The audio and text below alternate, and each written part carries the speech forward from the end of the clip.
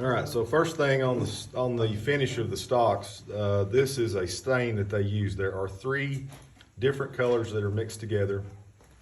He can tell us the ratios of that, and we'll get that information, but it's not just one color, it's 3.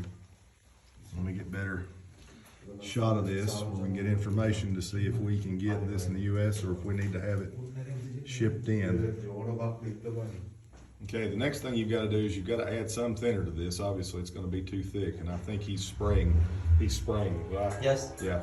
So the way he's doing it, it's a spray process. So he's thinning it enough to where it'll run through a gun. If we're using cheesecloth or something like that, we won't have to use as much thinner. The next step of the process is it's a polyurethane varnish is basically what it is. There's the polyurethane. I'm not exactly sure what this chemical is here. But these 2 are mixed together, and we'll also get the ratio of that.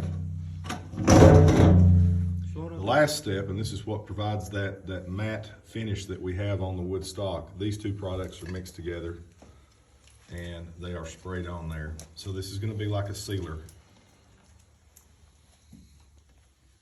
And I'll get as much information as I can on these chemicals. All right, guys, to give you an idea of the process and the steps that it entails in order to finish one of these stocks. This is the wood as it comes from the guy that puts the shape on it, so there's no coating on that whatsoever. The first step of the process is he stains that part with those 3 different stains mixed together in a ratio that I've showed you previously.